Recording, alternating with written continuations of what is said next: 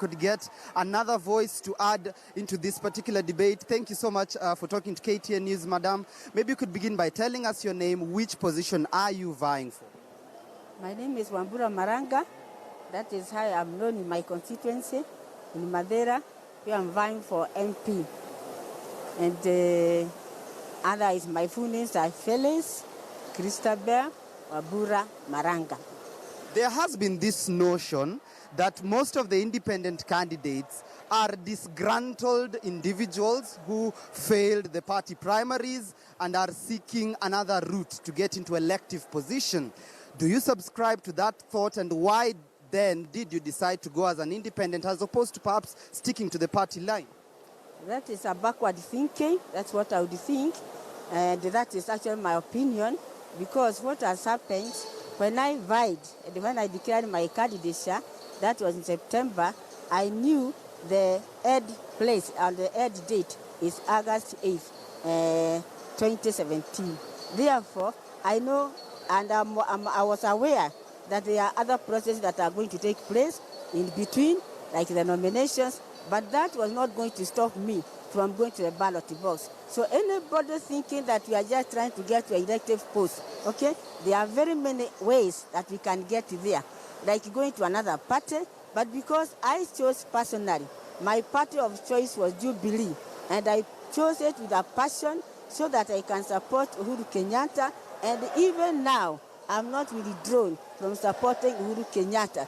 And even the people of Madeira, by the way, the people of Madeira, I greet you. I'm here at Kasarani, and you are telling me, and I know you have told me, we are all going to support Uhuru Kenyatta in his elected position of president. So we have not actually withdrawn that. The issue is, okay, if we actually cannot go to independent candidates, it means that, we are killing, okay? We are killing the passion, of the people who follow you. And therefore, because you want to keep that fire burning, that's we are going there, and also making sure that those followers who follow me on the nomination, they will still come and actually support me and also support our president. Thank you so much. Perhaps I could just get one more opinion from this particular gentleman here. Thank you so much for speaking to KTN News. You could begin by telling us your name, where you're vying for, and the question I'm posing to you is, are Kenyans ready for independent candidates? Because it's perhaps a relatively new phenomenon, but the high number of candidates have increased this particular round. In a country that heavily depends on party politics, are Kenyans ready for independent candidates? My name is Kamau Geshomo. I'm vying as an independent candidate in Loesambu constituency here in Nairobi. And I'm saying, yes, Kenyans are ready. And our slogan as independent candidates is let the people decide. And now people have a wider choice to choose from. People are looking for workers and not just sycophants in parties. That is why we are saying Kenyans now have a choice and they will go for workers. We also want to emphasize the point that we are all supporting Uhuru Kenyatta as the president of this republic. So Uhuru Kenyatta tano tena. But we give our people a choice, a wider choice to choose from. Elections all over, and in Kenya particularly, heavily depend on financing. And the people who vie under the umbrellas of political parties perhaps have that upper edge of getting party machineries to help them campaign. How then, as independent candidates, are you going to overcome this to ensure that you get elected as individuals and not people within a party? It's a high time Kenyans know that